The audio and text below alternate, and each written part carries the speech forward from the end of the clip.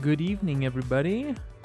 Welcome to the 3-year Devaversary stream. Yes, I have the Malice as the background of this. I think it's very fitting. So this is a stream I do each year where I kind of do a deep dive into how design is done. Give you guys a little peek behind the curtain. There will be some spreadsheets involved, and I did want to mention that unlike the previous two, the first year being economy, I inherited that model from Artie and then made my own improvements to it. By the way, since that stream, I've made a lot more improvements to it, but that's neither here nor there. Last year we did Beast Moon, same kind of thing. Inherited it from Artie there, and then made some changes and improvements there. But this one for combat, the spreadsheets we'll be looking at, and just kind of this whole process is done by me, by myself. So I think it's pretty cool that. But yeah, that's the first stream where we're doing something like that. So get excited for some crappy spreadsheets. I'm kidding, but yeah, I've learned a lot in 3 years, and so hopefully I'll kind of show you how that went. Also, if you weren't at the stream we did last week, I think, we did a Selenopolis combat live stream. I gave a little bit of my thoughts there, but this will be quite a bit more in depth. So let's get started, shall we? Brace your eyes. Hopefully, I didn't do the perfect job on this background, but it gets the gist across of the things I've done over the years. Anyway. Next year you can do raid. Actually, I'll probably do spells next year. We'll see. We'll hope spells is ready enough. Anyway. Alright. And also a bit of raids will be included in this one. So I got hired spring 2022 was my first update. I got hired specifically, on February 16th or something like that. So my very first fight was the Jade Oni. Woohoo. Rematch. It's actually, believe it or not, it's actually easier now than it was in its first iteration.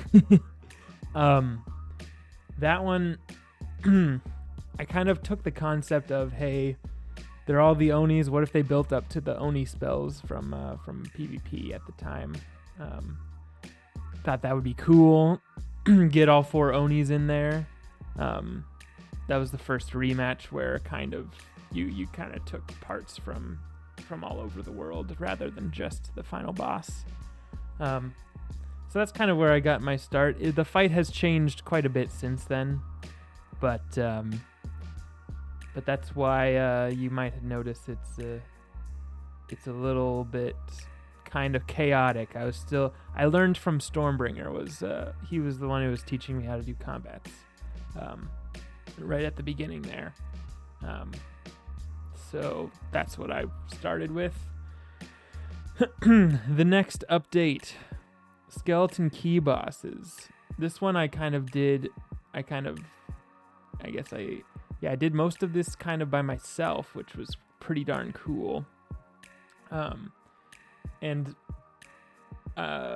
I mean, we got the Von Bracken, which was the 1 in a million boss. We did Lady Stonegaze, which was my first one that I was really trying to make super thematic. So I was like, hey, can we make a fight where you can't look at her somehow, or else she turns you to stone like Medusa does in mythology. And this was what resulted from that, and I think it was pretty cool. High Lore Magus is basically kind of a tougher version of Lore Master. Drowned Dan was where I got to really stretch my my creative muscles. Drowned Dan was less about the character of Dan himself, but more like, hey, can we do a fight where there's a puzzle that's a random puzzle that you have to punch in the combination in combat. This was probably the first one of these fights that I've kind of learned, that I've kind of since done more of, and we'll get to that. But I let's just say the file for this guy looks pretty darn big, and sometimes it's not great to do that because it's very time consuming, of course, but on occasion, if you got something really cool on your hands, I'm just really glad that concept worked out. And since then, I have made it a bit shorter based on feedback. But as you know, I was still learning at the time. And then comes a big one, which is Novus. So Novus was the first world that I worked on, and at the time it was me, Stormbringer, and a dev who's no longer there, Charles Darkflower from Final Bastion. Anyway, the three of us, we got on a voice call and kind of designed all of the fights, all of the fights of Novus at once, kind of, more or less. So even though the ones listed here are the ones that I worked on, like implementing, I kind of had my my ideas in other places as well, and vice versa. Aeon of Atavis was, well, let's end with that one. Let's end with that one. Also, I'm gonna try to read chat more at the end of the presentation, so keep all questions till the end, please. But of course, commenting is fun. Anyway, okay, so Design Duelist. This is the one. Where is he? Here.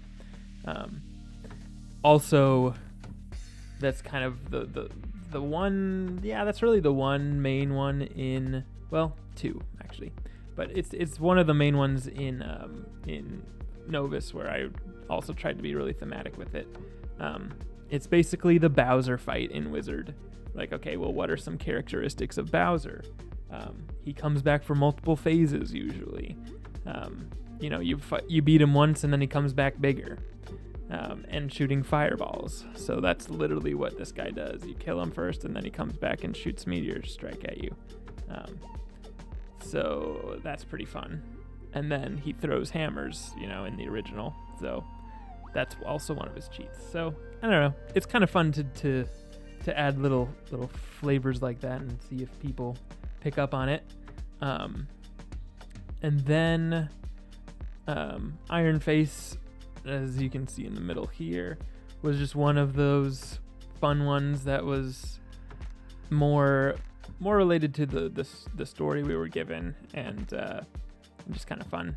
And then, so Captain Argento, it's kind of funny. I noticed someone in the comments in the chat mentioning this one.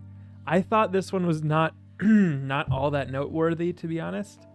But the reason I included it in here was to kind of show that not all of my fights are super big spectacles or farming locations, but sometimes they're just small little ideas that make a boss in the middle of the world or whatnot a little bit more interesting. So this guy's only thing is he shields when you hit him. He shields to the school that you hit him with, which was more or less kind of added in the raid, but a bit different. Anyway, so yeah, that one's pretty fun. I'm actually I'm glad to hear that it's actually more memorable than I thought it was. So I skipped over Ren 1010 here. in the corner. This guy I was proud of because the idea of it was like the character is a spy, and then we're just like, okay, can we do a spy themed fight? Like, how the heck would we do that? And then, I came up with the whole, what if you give the players a spy card that you can look at what spells he's about to cast, and then at a certain time is when you have to kill him. And that, I thought it was pretty fun. When people were farming it, they, like, it's a fun, I think retrospectively, is that the right word? Anyway, looking back, it's really, I think it's fun the first time. When you're farming it, there's might have been a couple things could have done better. Since Test Realm, we have made it so that the random time where you're supposed to hit is sooner.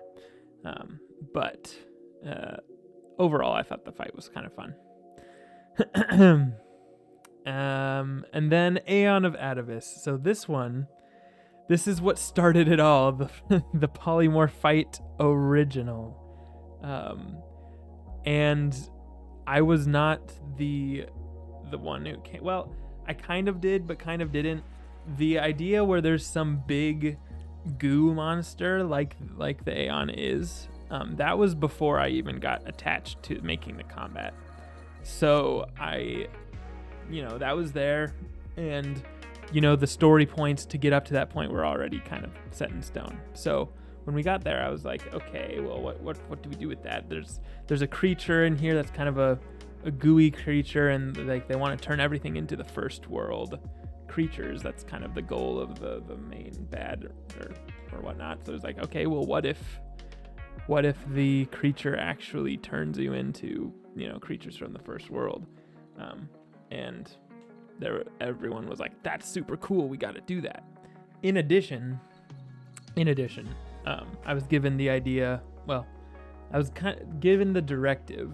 It wasn't like a hard directive, but it was one that I wanted to follow through with anyway. It was like, hey, we want to make a fight that showcases / teaches how to use Archmastery, which was a new system with Novus, where you select your school pips and whatnot.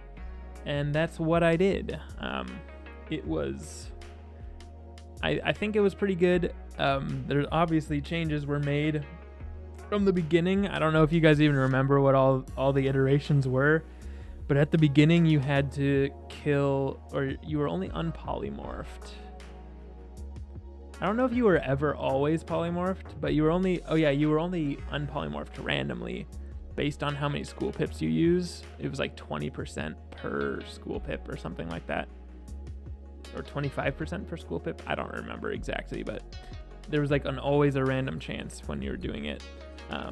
People weren't loving that because, and also it didn't exactly incentivize you to get the conditions off correctly. So we went from that to how about after you just defeat one?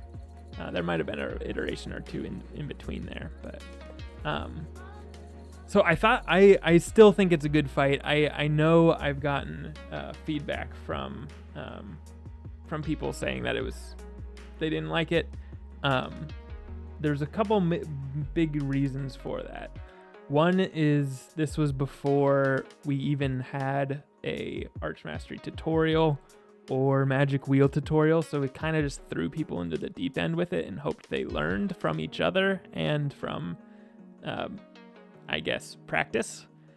That worked for some people, but not for everybody, of course. And then, of course, even for people who got the mechanics and liked them, there's just the fact that there's 4 of you and 4 enemies, so it just each round takes a long time.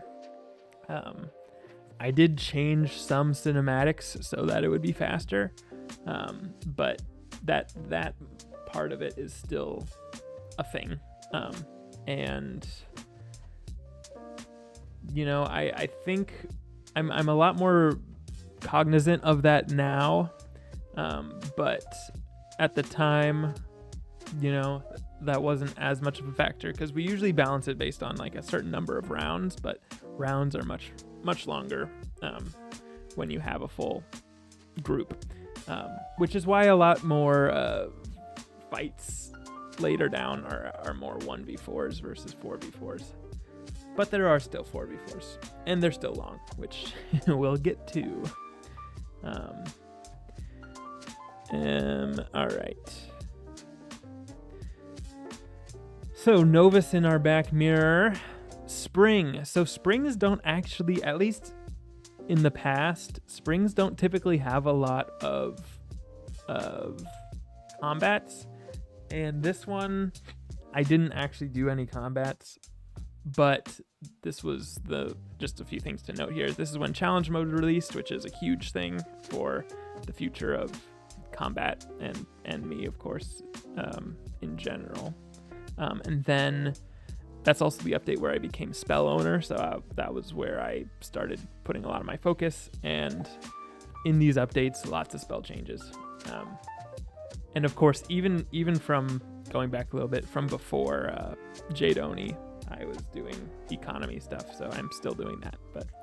But yeah, that's why there was no combats in spring.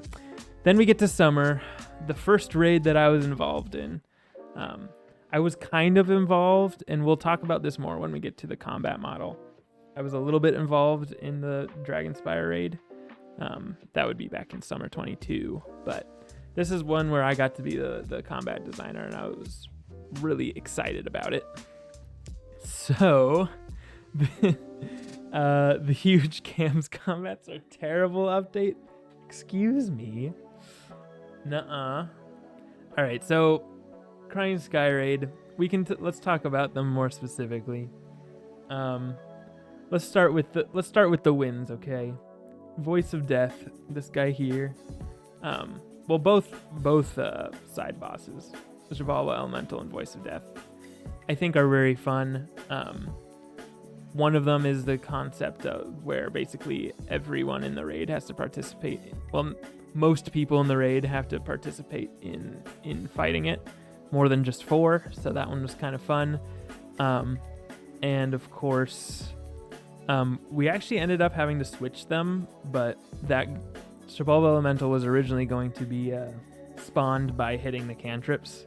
So that, you had to have one of each school to spawn him, and then you kind of had to use one of each school more or less to beat him as well. But anyway, that's how that happened. Voice of Death is the feel-good fight where he gives you max power every single turn, max pips that is.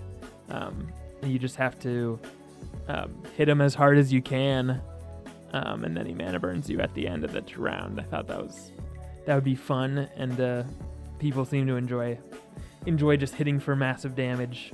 It is fun. Then we get into the main bosses, which are difficult. So Yutaxa I have just as a placeholder, but it's 4 mini bosses. Where is that? Huh? Maybe it's hidden. I know I had an image. Oh well. Anyway, it's somewhere around here. So yeah, the 4 mini bosses were made with a goal that I'm not quite sure it hit that goal, but it was meant to get people to obviously dual school, bring counters. Main reason for this is that it locks off a lot of hanging effects. You can only really use one, and it's random every time depending on the minion you have. So it was intentional to, well, maybe not dual schooling, but at least bring larger decks. That's been a goal of raids ever since the first one, is like make sure they have to bring decks that are more than 7 cards. And actually, I think the most successful of that was Nightmare Dungeon, but we'll get to that later. So yeah, Yutaxa and Kameka and all those guys were made to get you to bring bigger decks, and of course just be challenging in themselves. Hun Hao is one that to this day has been cheesed, but essentially you're supposed to you have to bring a variety of counters. Actually, bring is kind of is not the right term here, because you are polymorphed in this fight, and as a polymorph, which again was actually not my idea. This one, the idea of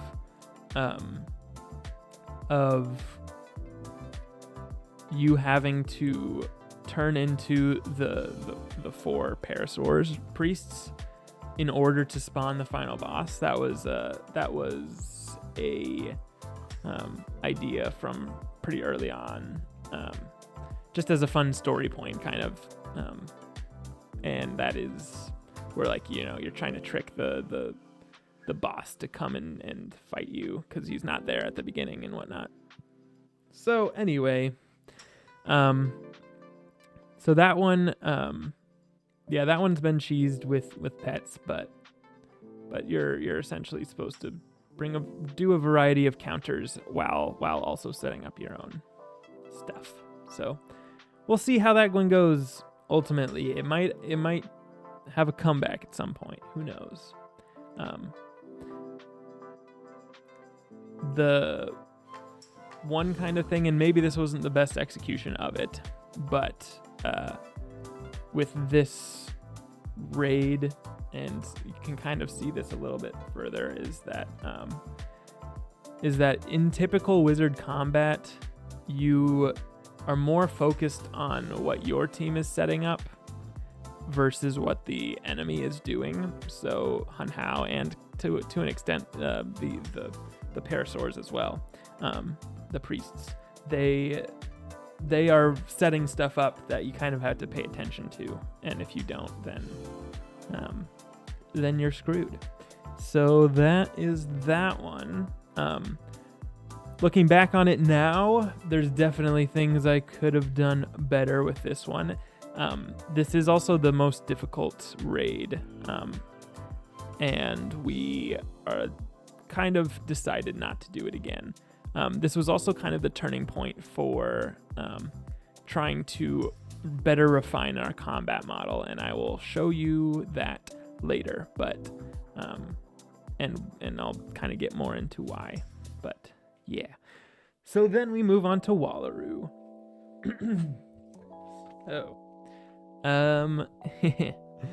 So Wallaroo was a fun one, especially the Nightmare Dungeon. But before we did that, well, actually during Wallaroo's development, I was working on the Nightmare Dungeon for quite some time, even though it came out like a month or so later. That one took time. It was a bigger dungeon, new mechanics, and lots of random stuff and good stuff. Anyway, so invading fleets was kind of the big fight there. Not a polymorph, but a transformation where you are setting up different things, and it's supposed to be kind of like a feel-good fight, where you just get to activate massive damage on your enemies by setting up stuff for the Doom Moon. Granted, for the challenge mode, it was definitely it was long. I admit that. The idea where you have to do each one was originally going to be in standard as well. Then we were like, that can be the challenge.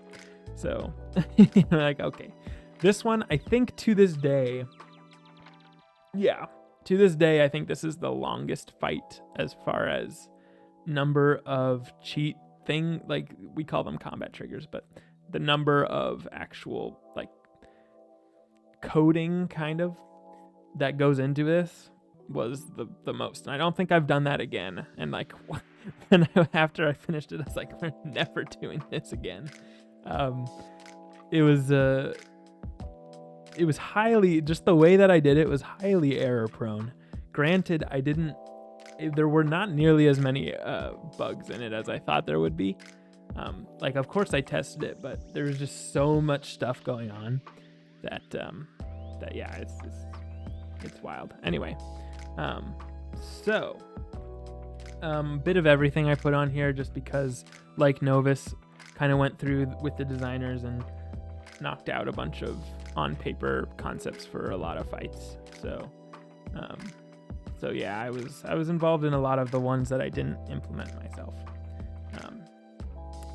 And then we've got the Nightmare Dungeons. So we're talking about the combats here on this stream. So sticking to that, I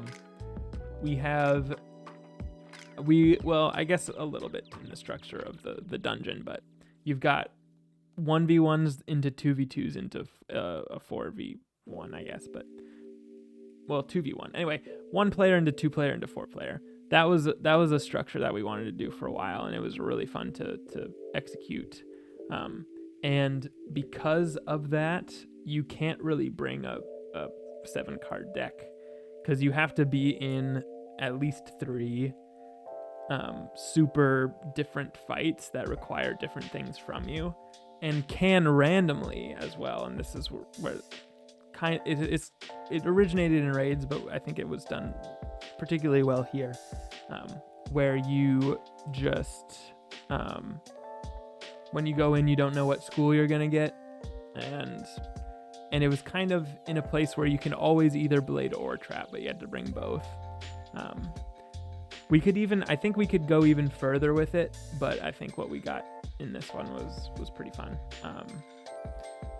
So we have that, and then of course Didgeridoo was one that I was excited for because of the Brandon lore tie-in. Didgeridoo was actually pushed for by me pretty much. I was like, we have to have this in here. Is there any room? I was actually just asking about Wallaroo in general, and he's like, well, Wallaroo's pretty much done, but we can maybe put in the Nightmare. I was like, sounds good. Let's do that. And yeah, so that one's a pretty easy one. It was just like, hey, what if we had a shielding guy that you couldn't dot against, was kind of the base premise for that guy. And you're like, oh, okay, that's interesting. Interesting a little. So that's where that one started, and pretty straightforward, that one. And then we have Ramakroc, which is really fun. I like it, at least. You have to counter his moves or else you can't win. It's basically the idea of that one. That one was a little bit lore based, with him reviving himself with Ankhs and whatnot. The Malice was lore based, and this is one where I start to question how much is the lore tie-in important. So knowing what I know today, I don't know if I would do it again, but at the time, Malice basically is supposed to be sowing hatred amongst everybody, and his plan is to get to make all of the factions of Wallaroo hate each other, and to beat him you have to do the opposite of that. So inside the fight, it was like, okay, well, how do you get him to make you hate him? I was like, okay, well, if he's hitting you hard, that doesn't necessarily mean you hate him. And then I was like, well, what kind of things do the players hate? And I was like, okay, well, mantles. It was a little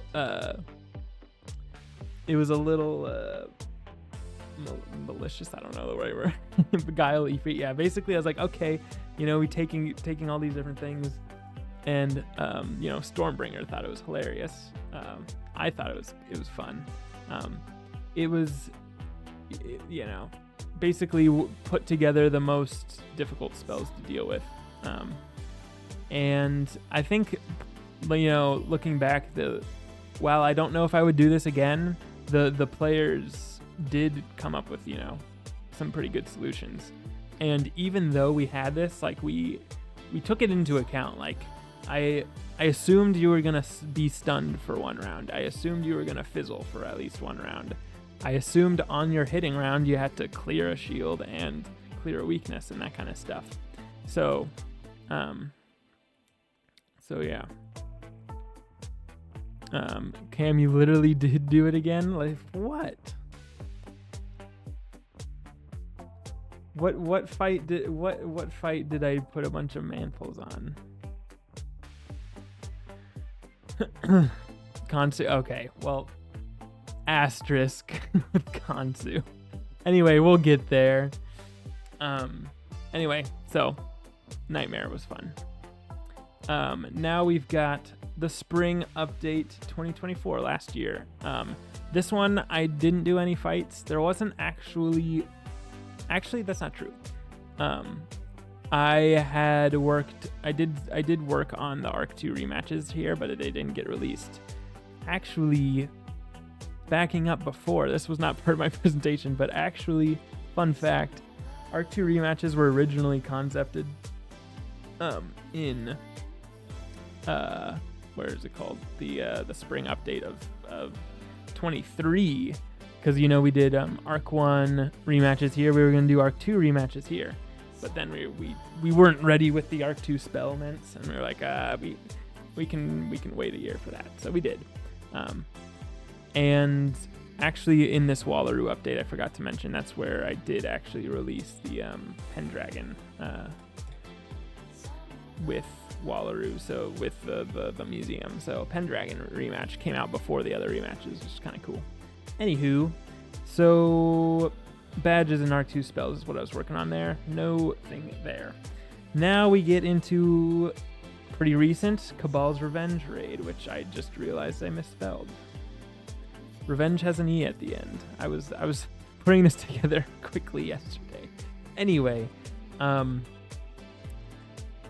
I think I learned some things from Crying Sky raid and put that into practice here, with the difficulty a bit. So there were a couple, and in addition to that, there were a couple more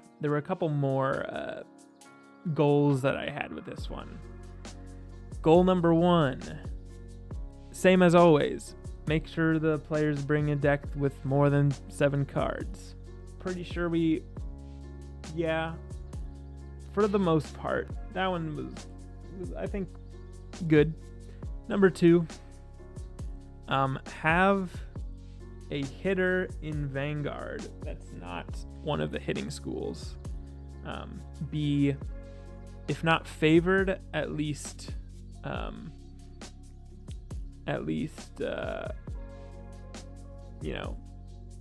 possible. Like, can you have an ice or a life in Vanguard and still still win, still be optimal even? Now it's that one, and I wanted to do that in a very specific way too, because not only did I want that to happen, but I also wanted to do it as naturally as possible, which means, like, I could easily just say, like, all right, let's just make a boss and give him 10,000 storm, fire, and myth resist. Like, okay, you can do that, but that doesn't necessarily feel good. It just seems cheap, It's like, really, you couldn't have done that any other way. Like, okay, well then, in what scenario would you want a more tanky school? Like, well, what if the fight was longer? Because if you're in a 2-round fight, who do you want with you? You want the big hitter, So the only reason you would not want the big hitter is if you're in a fight that's going to be long no matter what. The fight is going to be long no matter what you do, so you want some defensives, right? So that led us to a couple things. Obviously, the followers, the bots, they join you in battle, and we were like, okay, so they can do a lot of the damage if you play more of a support role. That's part of it. Other part of it, more seen in the personal demon, is how when you get hit a lot, so you're going to want to have some health and possibly even cast a defensive spell. Who knows? So I don't even know if that was even all that successful, but we try. And that also led to Stack Overflow, which I had kind of been wanting something similar for a while, but it just limits how much output you can do. Because as a hitting school, if you can blade stack as much as you want to, then you're gonna be able to win at like not quite exponentially, but significantly faster than a school that is lower DPP. So yeah, between the Divine Kabbalist and the Personal Demon, I think those goals were mostly met. I did hear that having a variety of schools for Divine Kabbalist was really good, and then switching Chromatic out, taking Chromatic off of Stormzilla and Minotaur and such, made that much harder to do. When I designed it, Chromatic was a thing. It was. If I had to design it now, I don't know exactly what I would do. I did keep the sigil spells Chromatic, so there's at least some there. Maybe in the future there's something I can do to modify it. But it worked at some point. So there's that.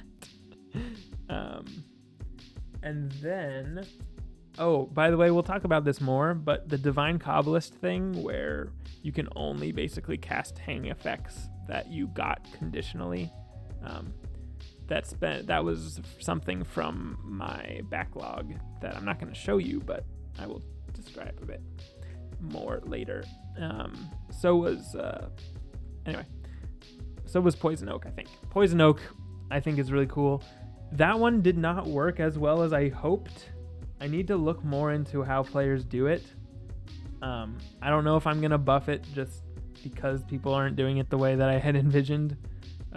But basically, you're supposed to have to dual school because if the four of you just buff up and hit with your main school, then it theoretically wasn't enough.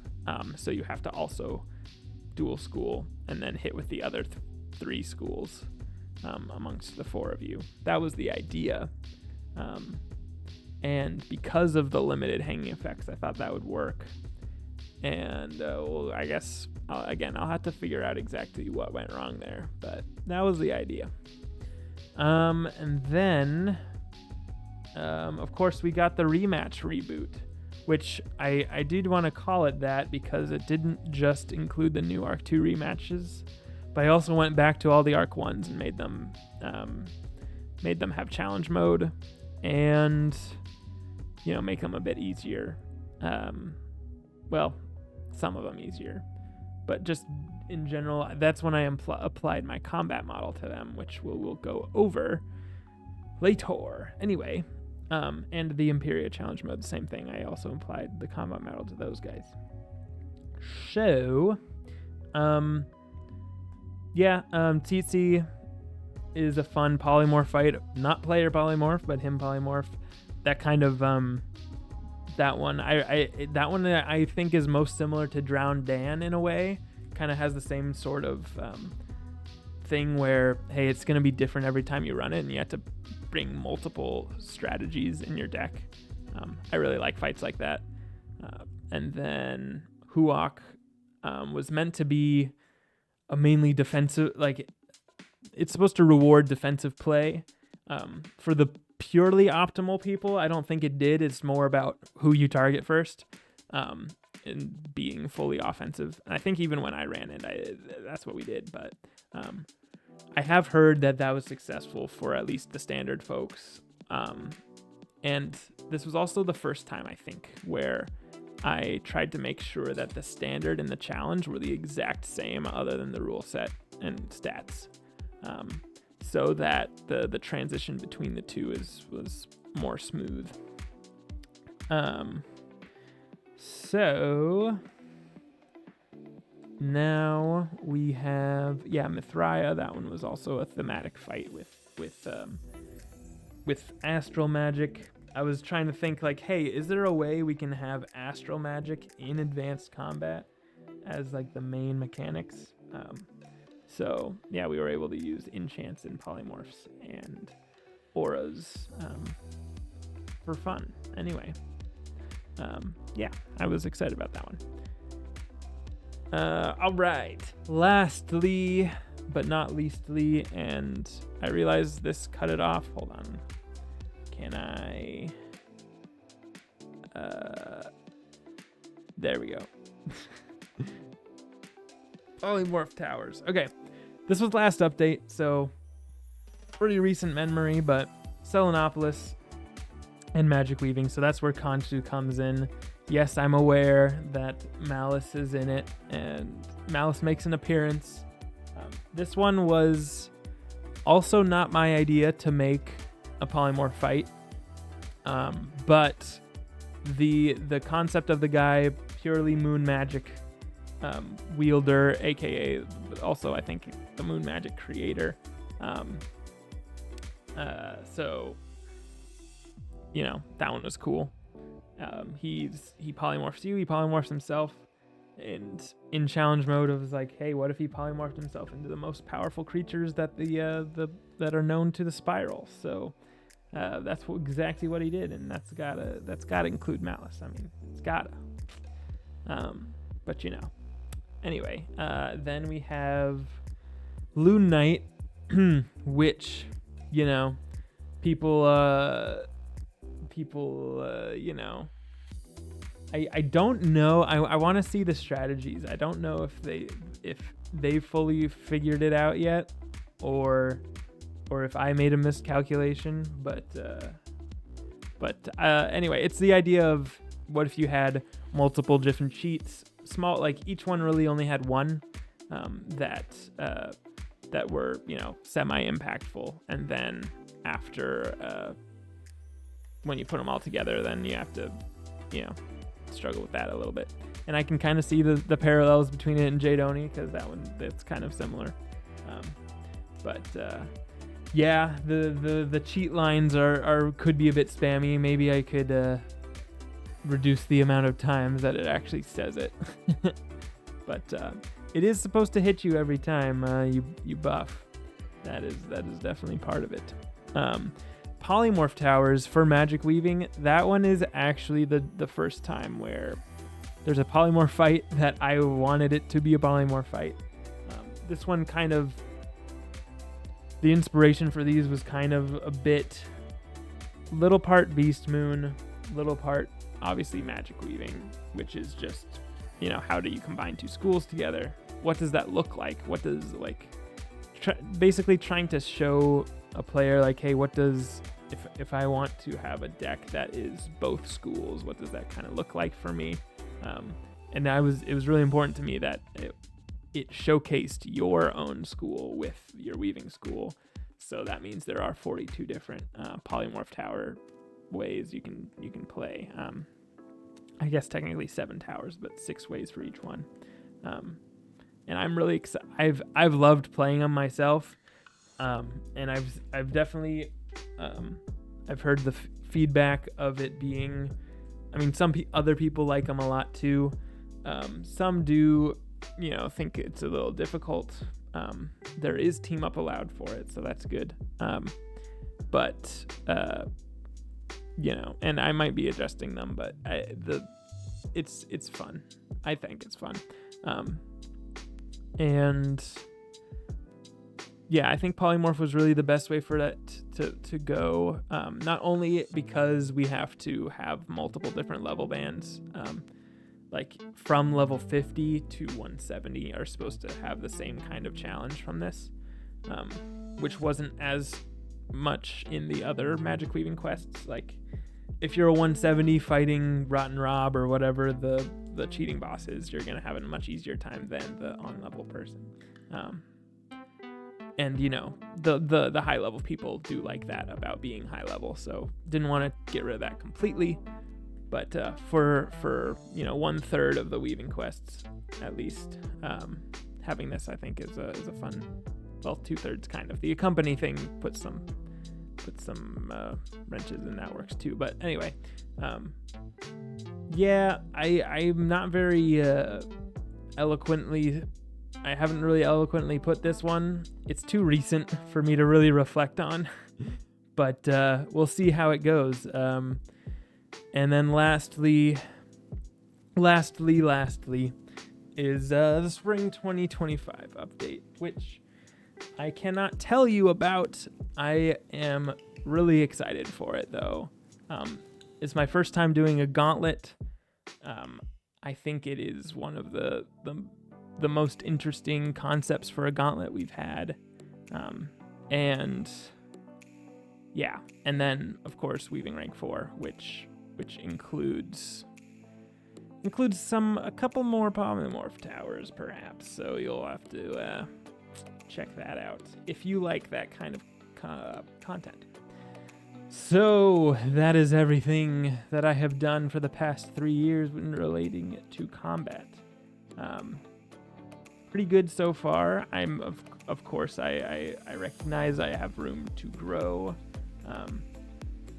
I am, I listen to comments from here, from Discord when people DM me, and when I see it, I watch YouTube.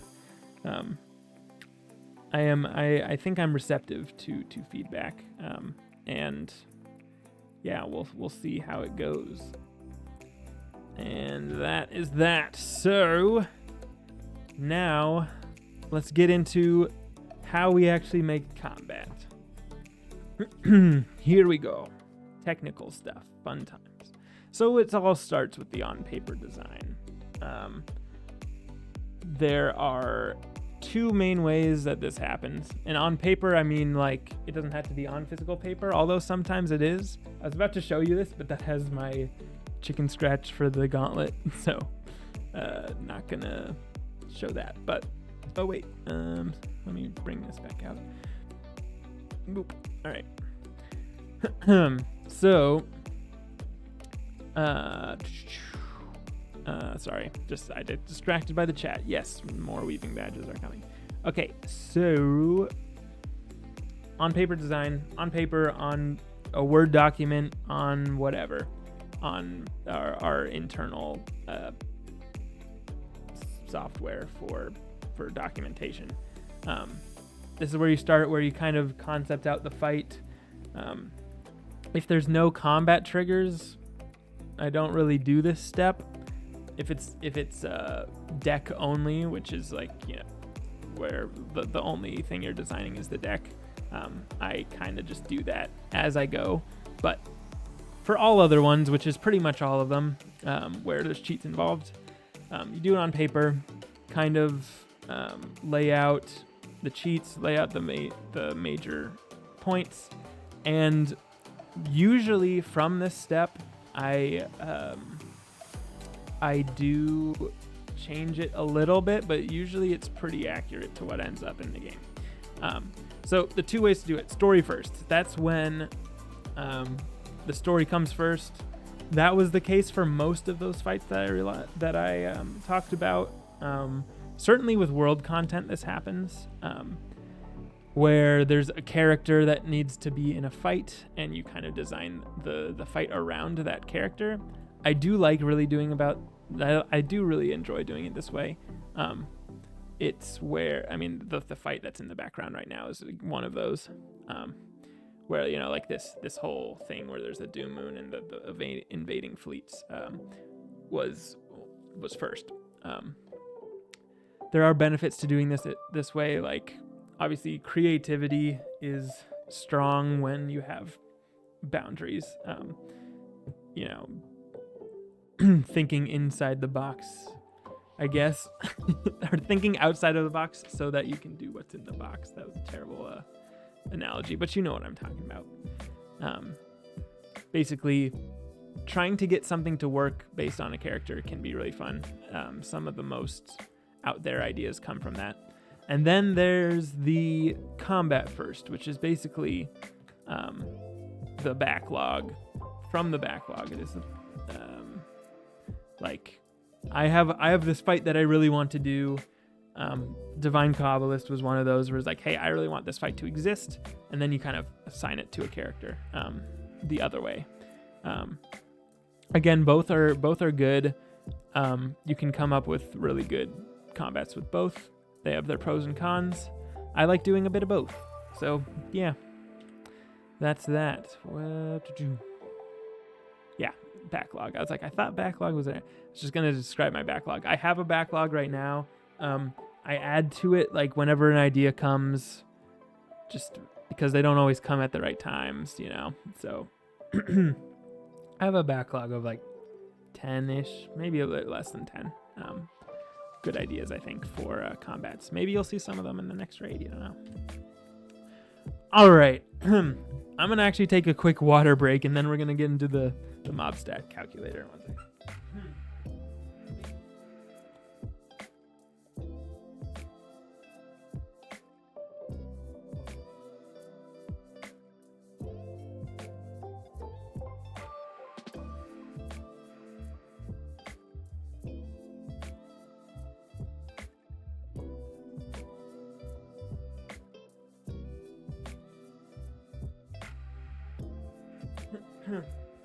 Did you know?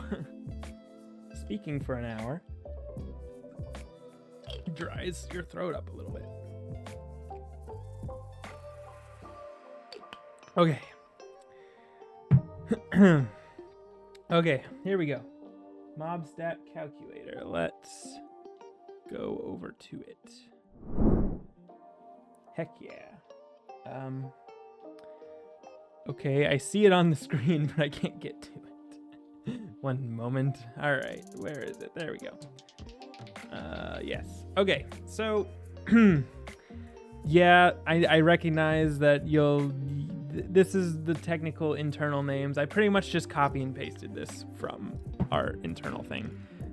So now you get to see all of the fancy names for things. Woohoo. So anyway, what we do here, we take a template, and a template is like, you know, the gear template. So one of them being tank 2, DPS 1, you know, damage, defense, utility. So this is the world template, you know, avatar gear, reaver gear, that one. Then you pick the rarity, which epic is like the best version. I usually don't do epic for mobs unless it's like a raid or something, but usually I don't do epic, but that's an option. Level, of course, makes pretty self-explanatory. Mob type, is it, you know, normal, elite, or a boss? And then if it's standard or advanced. And then based on all those things, you'll notice this. This is the Excel input column, which means if it's not this color, that means it's there's formulas or whatever that calculate it. But anyway, so what it does is kind of complicated, and I'm not going to go through this step by step, but it actually makes a full gear set for the mobs.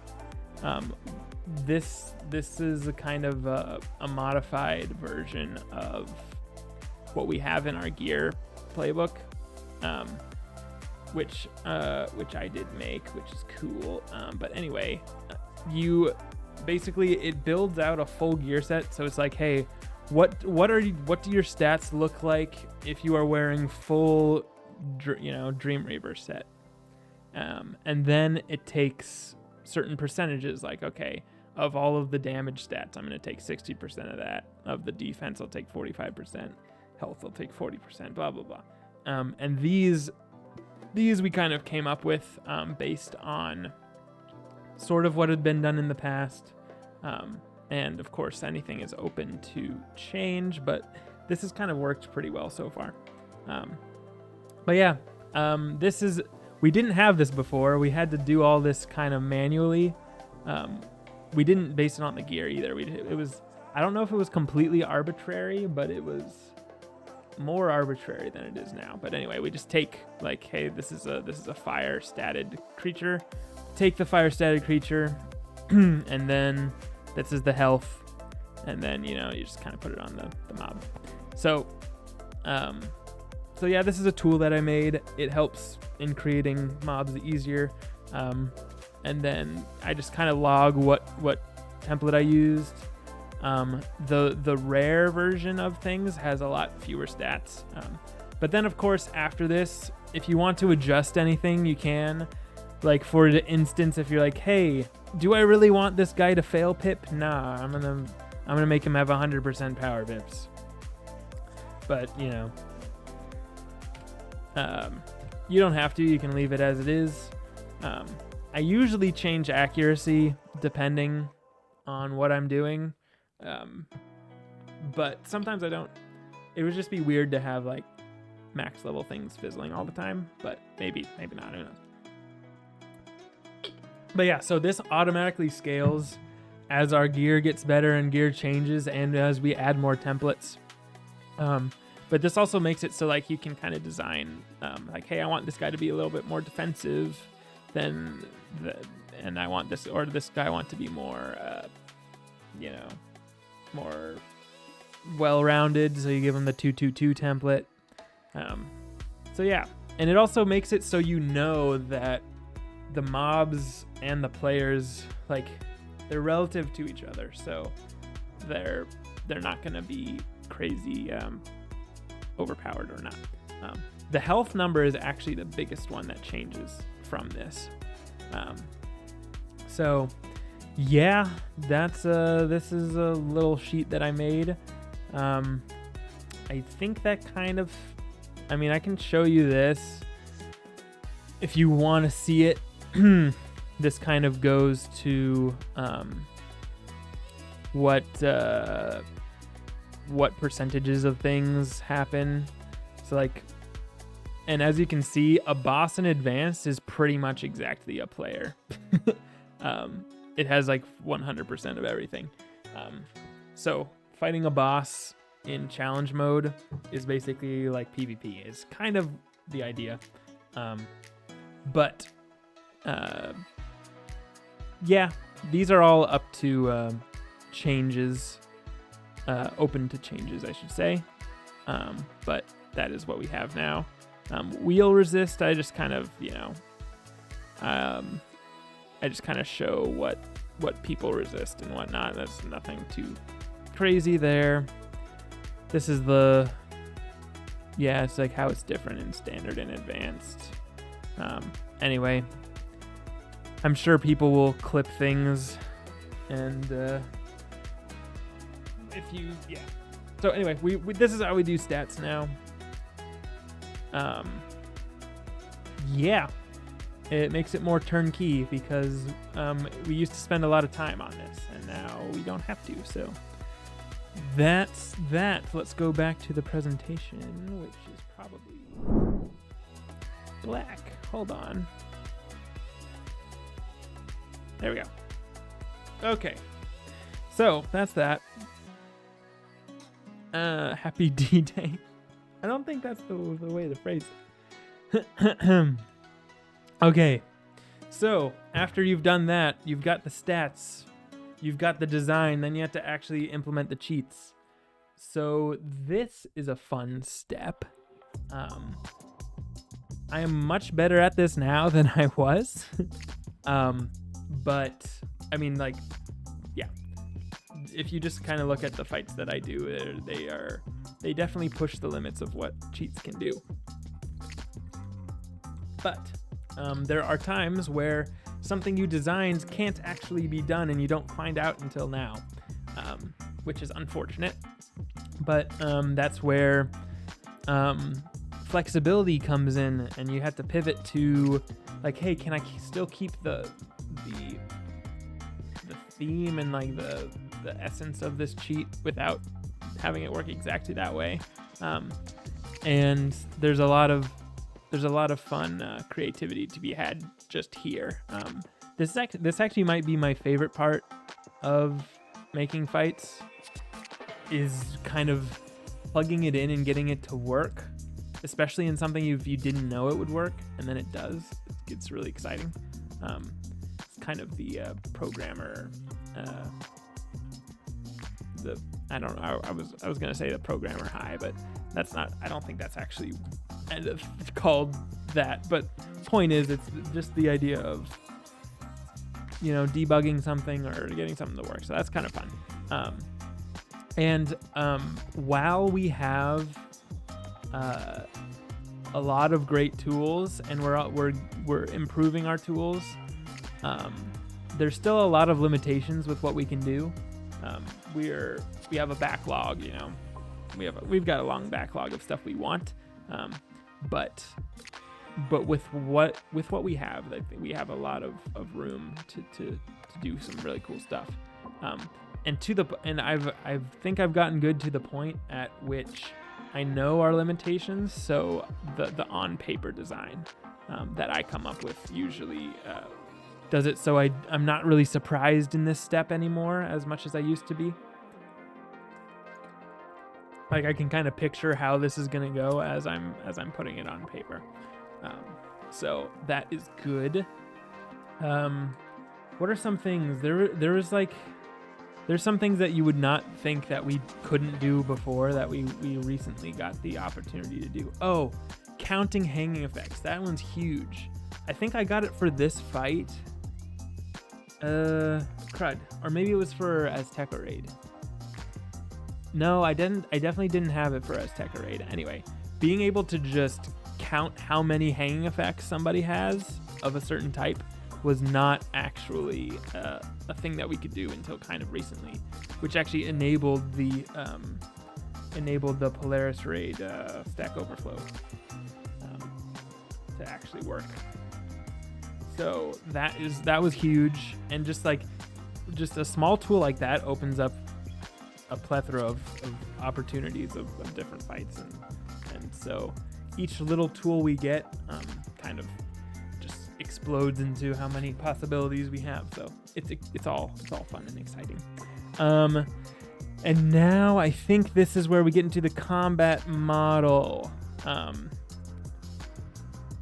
Okay, well, I'll show just to finish this slide. The combat model I'm gonna show you right now. It's currently in version 2 or 3, I'd say. Well, probably 3. I'd say version 3. I don't have all the other versions to show, unfortunately. I probably should have. But anyway, this is a massive work in progress. I would say, hopefully the improvements that I'm hoping to make to this will be pretty substantial. Because for those of you who are Excel savvy or just kind of are thinking about these kinds of things, you might think to yourself that there's an easier way to do this, and I agree. I agree already. But anyway, I'll just kind of get into it when we get there. But anyway, after you combat model it out, that's when testing and iteration comes in. You have to test your fights for, obviously, to make sure it works. During the cheat implementation step, you should already be testing to make sure it works. But yeah, you get your peers to review it. You get community to review it with test realm, of course. Making sure everything works as you want. Make sure it feels the way you want it to, and then of course make sure it's as feasible as you want it to be. So once I come up with a step-by-step plan of how to beat this fight, which is kind of what the combat model does, then I actually do it, make sure it works. Because the last thing you want is to build something impossible, and then when the players come to you and say, hey, is this impossible? We have been trying forever and we can't do it. You would hate for your response to be like, yeah, I have no idea. So that's what the combat model safeguards against. And of course, trying it yourself. At original Crying Sky Raid. A little. All right.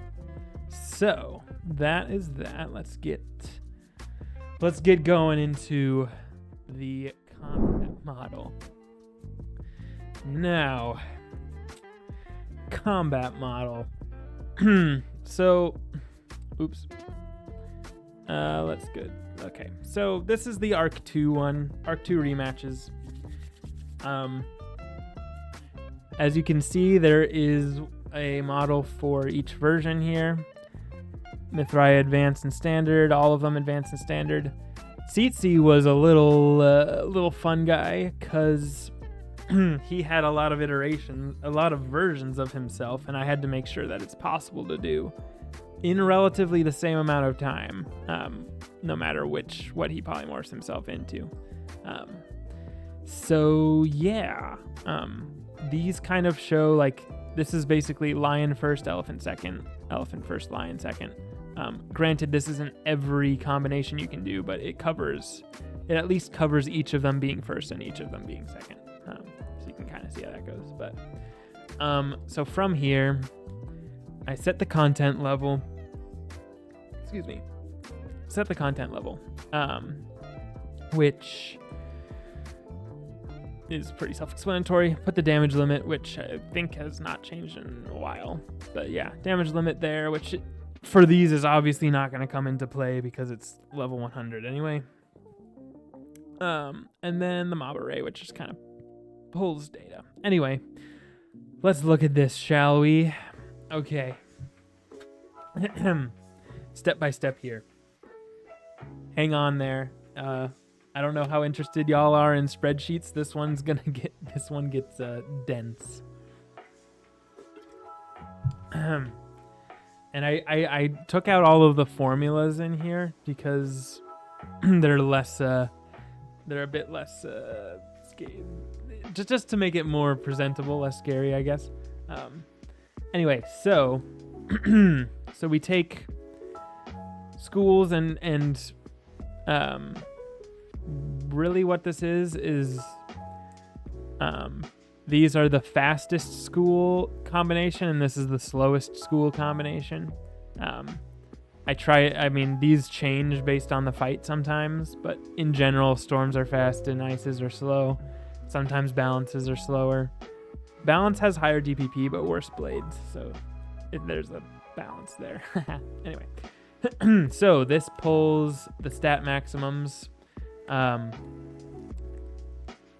So we know how much stats the players have, right? So, and this is the percentage of those stat maximums. These are not completely arbitrary, but a little bit. So 100% of damage, 95% of pierce, 81% of crit, 90% of resist.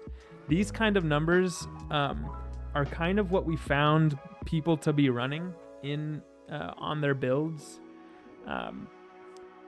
and this is obviously like just general min-maxing, whatever you want to call it.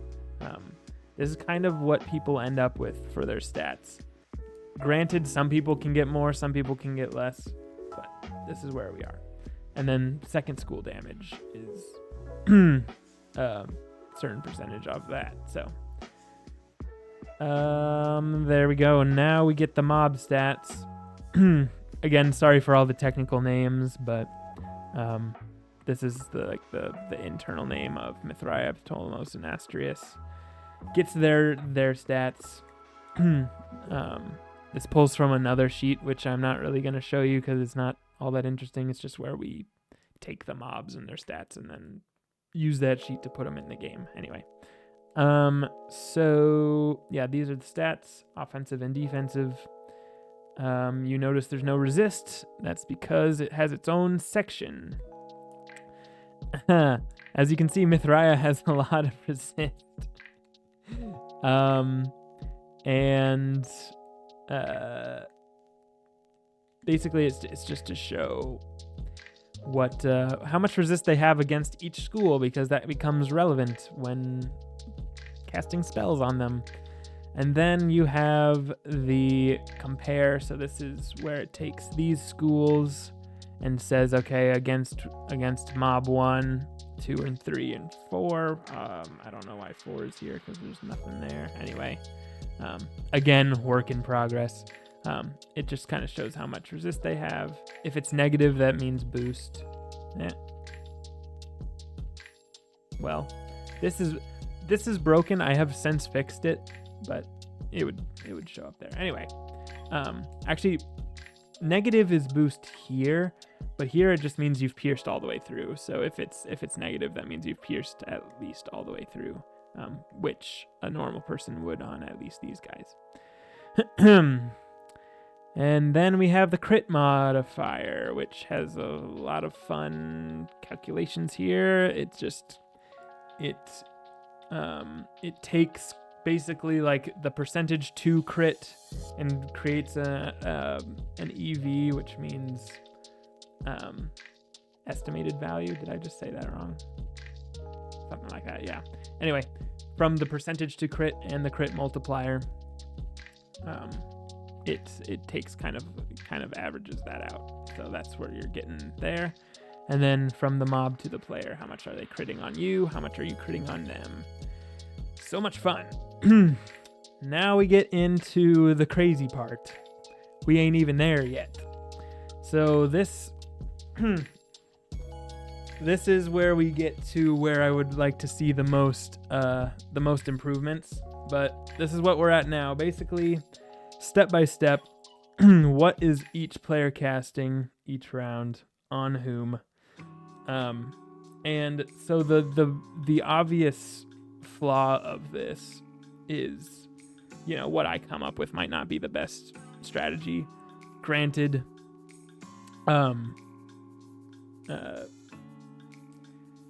what I come up with, I know it's not going to be the best, and that's not kind of the point of this. It's just to kind of show, generally speaking, how long you expect it to take, and what are you expecting the players to do. So this is the fastest version. That's basically a team of storms, and they crit 100% of the time. That's kind of where it goes. So how fast would that be? In this case, it would be 5 rounds. You're blading the heck out of people, taking out Asterisk turn 2. This is generally what people do. Take out Asterisk turn 2, take out Ptolemos turn 4, and then take out Mithraea turn 5. Then you go the slowest, Mithraea Leviathan Sun. Yeah. Gambit Storm 3 is Storm Oni, I guess. Or no, it's Storm. Is it Jin? No, I think it's Oni. Storm Oni is their highest damage at 9 pips. Anyway, Rain of Torrents, it's not that. It's actually, you're tri-blading, yes, but little secret, you do more damage blade stacking up an Oni than you do blade stacking up a Rain of Torrents. Don't let anyone know that I'm the one who told you that. But basically, the amount of buffs you can get out of it, if you just stack, I think 2 more buffs, then it does more. So, buff the science. Anyway,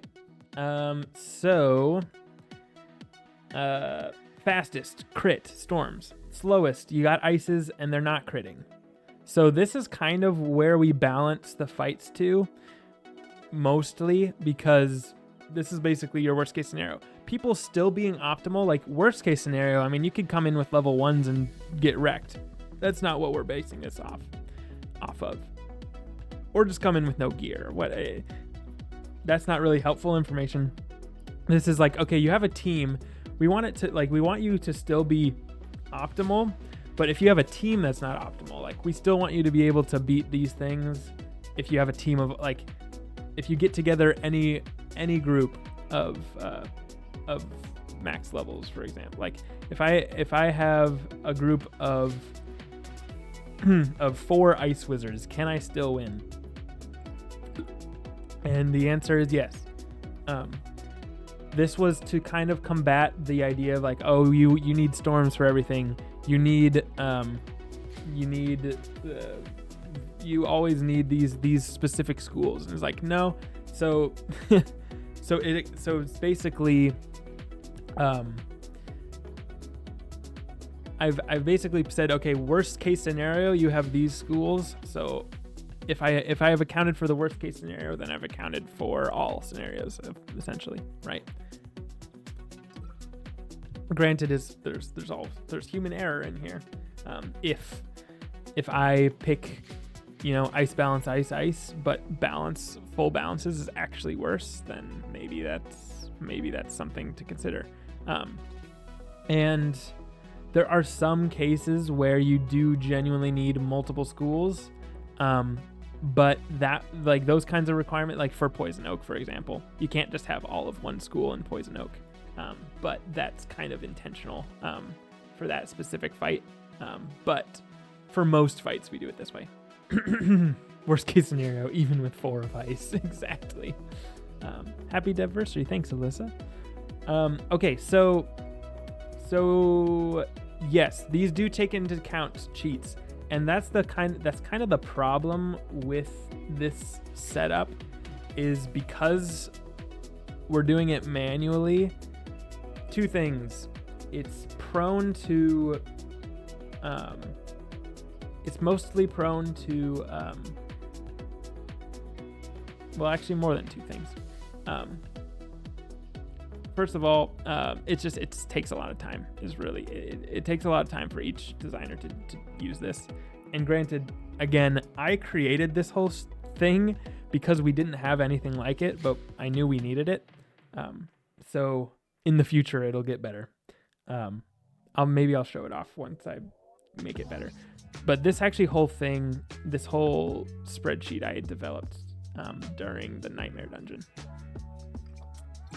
which also took a lot of my time for that update, which is why I didn't do too much in Wallaroo. Anywho, so that is one problem, time consuming. 2, it's not really future proof. If you go back to any of these, like, it's going to be better to use, Storm Weaving Blades instead of Tri-Blade, for example. When pips are not a factor for the support wizards, then yeah, you're going to want to use Weaving Blades. So it's not really future proof. And then 3 is it's kind of error prone. And that meaning, like, so like if I hand this to a new designer, I'm expecting them to know exactly what's optimal, and that's not really easy for someone who hasn't played a lot as I have to know. So ultimately where I want to go with this, I kind of want some basic round structures, like, hey, this is generally how much damage you can do in 4 rounds, assuming you can blade, right? This is how much damage you can do in 4 rounds, assuming you can trap, and stuff like that. You're still gonna have to do this manual thing for a lot of scenarios, just because some fights get a lot of our fights get pretty complicated to the point where, you gotta take into account the cheats that go on. So anyway, that is what happened. And as you can see at the bottom here, you're hitting with the Mithraya Sun enchanted spells. So yeah, I obviously took into account cheats in here. And when the player is passing, that's because they're polymorphed, and Ptolemos polymorphed. Pass. So I'm assuming here that you're not doing anything useful in your polymorph, even though you could technically do something useful. I don't know. Maybe you can throw on a blade. Who knows? So I'm gonna go. I guess I'll show you the bottom bit, and then I will show you to the right, which is it gets wild. All right. So bottom bit is basically how much damage is are the enemies doing to the players? And this part is where it gets dicey. So in this scenario, I'm assuming that the enemies are doing the absolute smartest things that they could be doing, which doesn't always happen, but kind of accounting for that makes you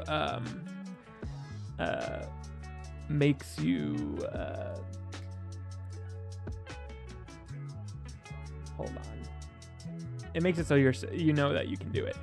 In this scenario, as you can see here, this is the 3 storms and a balance. The balance is still alive at the end of 8 rounds. In 5 rounds, the storms are dead, but that's also when the storms are killing. So if the enemies are if the enemies are completely optimal, you might die on turn 5, but the way I kind of justify that is like, okay, well, you're a team of all storms. There's like, you can make it take like 1 or so turn. You could make it take a little bit longer if you went more defensive of a set, perhaps. And of course, if you played it defensively a little bit, like if you did a weakness rather than a blade at one point, you might take 1 turn longer, but you'll survive. So those are kinds of things where it's not super, I don't perfect it exactly here, but that's kind of the situation. All right. Have you considered soloing best and worst case scenarios as well? I'll answer more questions at the end, sorry, but I'll answer this one. Solo, I don't have it in here, but yes, solo is what I do here for PvE combats. Like I think for Wallaroo, I have basically you have fastest crit, slowest crit, you have that solo, and you have that team. So I have both. You can see it says mob damage solo here. That's because I forgot to take it out, but it's not actually solo. But for the rematches specifically, I'm not actually worried about solo because you're not soloing these. If you can, good for you. But that's not what they're designed for. All right, so let's go into the side, shall we? All right, so this is obvious, pretty obvious, I'd say. Well, let's start here, shall we? Caster, player 1 through 4. That corresponds to these to kind of show whose school is what, right? This is the spell that you're using. This is the target of the spell, so everybody's blading the storm, like you do.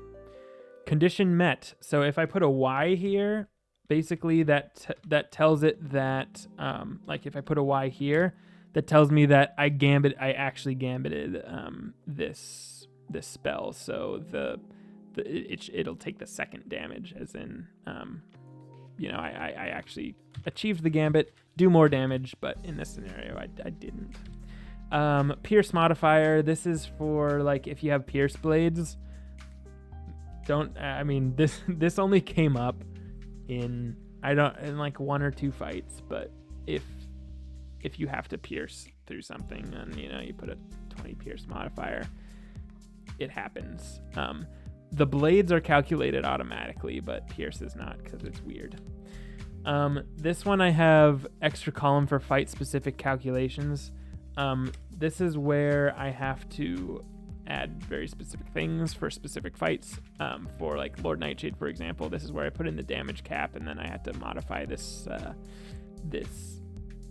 column to basically say like, hey, if it's basically take the minimum between whatever this number would be and this column. Anyway, it just gives me room to put more stuff, assuming the fight is more complicated. This is pretty straightforward. This is the mob's health. This is the mob's health during each of these actions. The one where it's dead is obviously the one where he hit it. So, he hit it the spell he hit mob 3 with this spell. It did this much damage, so he has 0 left and such. sometimes I actually just kind of put 100,000 health as their health, and then after I go through, actually I did that in this case, as you can see, in this scenario, he only kills by 3 damage, which means like I actually based this health off of this model. So yeah, that happens sometimes. Okay, player pips. So this was a fun thing to figure out, but basically each turn it figures out how many pips you have, adds 2 pips every round, subtracts pips when you cast a spell of that many pips, and so forth. If this is ever negative, then you know that you did something wrong. You spent too many pips than you should have. All right. Player multipliers. This is where the blades come in. This is basically blades and weaknesses place. If you see it's not always positive, that's because this also takes into account resist if you're hitting that round. But anyway, it does the calculation. So this is one flaw. There's many flaws. This is one flaw of the whole sheet, is that it assumes every blade you put on stacks.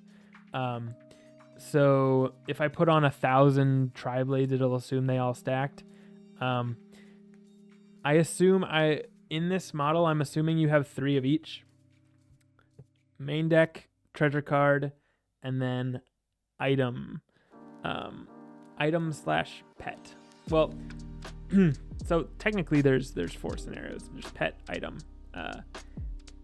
treasure card, and trained. Technically jewel, but I'm not counting that. But anyway, there's 4, so I'm assuming you have 3 of these 4. That kind of allows for some things like, hey, we want to make a strat that uses no treasure cards, so there's not an ongoing cost. Okay, I want to make a strategy where I don't have to use a pet, a unique pet for this fight, or I want to use. I don't want to have to use this piece of gear, so I can use the other things. Makes it a little bit more flexible. So that's why that's done. And yeah. So it assumes everything stacks. You just kind of have to keep an eye on that. Make sure you're not if you're putting on something, like if I'm putting 2 of the same blade on you for one to be now and one to be later, you have to do that in a bit of a different way. Crit multiplier is pretty self-evident. Mob multipliers. These are traps, basically. They're all 1, obviously, because no traps are being used. Dots is not currently, it's kind of working, but it's not working great. But basically it has to say like how much dot is left, how many rounds, how much dot is left, how many rounds, and then it ticks down on the health. This is complicated, especially if you have multiple dots and like some overlapping, like some have different rounds. I don't have that yet. I don't know if I would, I don't know how I'm going to do that. I would just kind of, yeah. Wizard is a complicated combat system, okay? So putting it on a spreadsheet is a bit difficult. And then these at the end are for formulas, because I was actually, I kind of wish I showed you now, but the formulas for these were so long, like quite literally, like if you were to expand it, it would be like from here to out to like here, or even more. It was like you had to scroll, even if it would take up the whole page. Anyway, it was just like, you can't have a formula this long, so I had to condense it by breaking out some of the formulas to different things. Anyway, okay, so that's kind of it. These, wherever I have round 0, that's kind of a cheat. So that's how that happens. And if you have an AoE, you just have to put the numbers there. Anyway, I'm not really trying to teach you how to use this, because none of you will have it. Just kind of going through how things are done. I think, if you're curious why why standard has a lot higher health. It's because they use potent feint and sharpened blades and stuff. So yeah, that.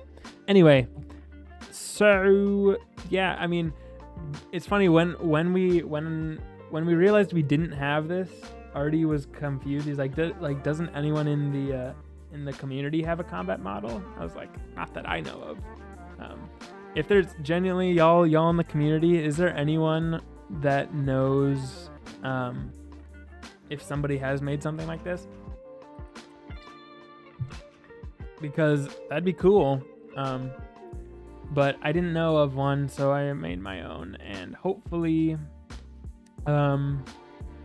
as I iterate on it, it becomes better. And I don't know, maybe we do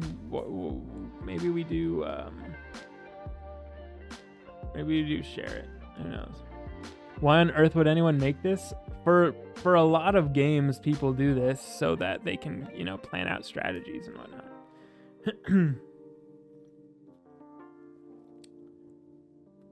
Granted, there's I'm sure there's more elegant versions of this, and maybe Wizard is just so complicated that there's not a super elegant way to do this.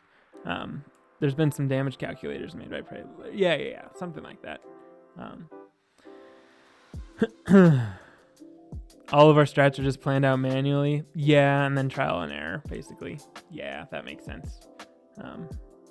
I get it. This is, obviously to make this would be hella time consuming.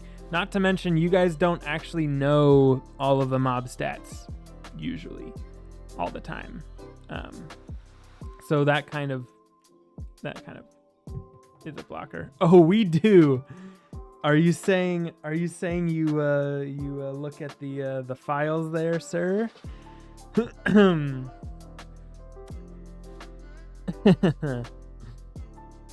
Anyway,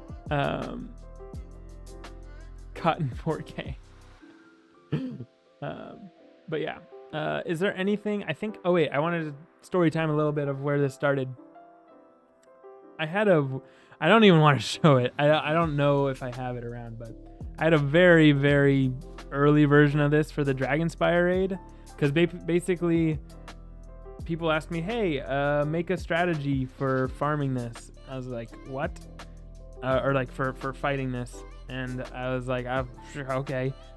And with the Dragonspire raid, there's so many different combinations you could have of like different mobs and stuff. That man, it was rough. And for the Nightmare Dungeon too, by the way, I did actually do something similar, like a lot of. Anyway, point is, it was a lot and it was kind of janky, but it worked to an extent. And then I took that and I was like, okay, how do I do this for the Crying Sky raid? And it was similar, but not. It wasn't quite as good.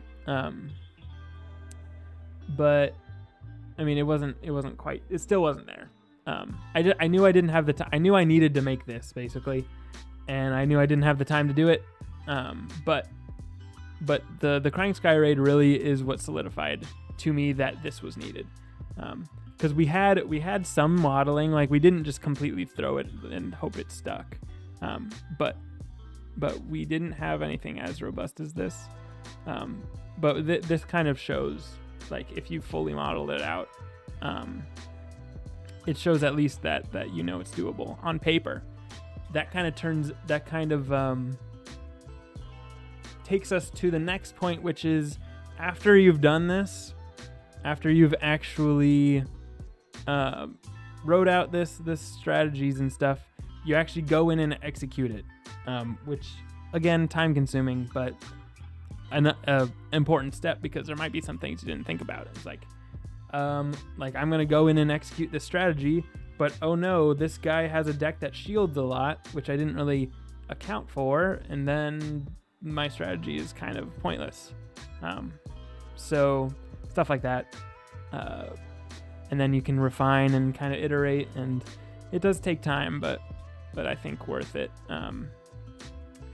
And yeah, I'm So the fights that have the model mob deck RNG is important. It is, but sometimes like you can just sometimes it's not. We don't take into account exactly in here.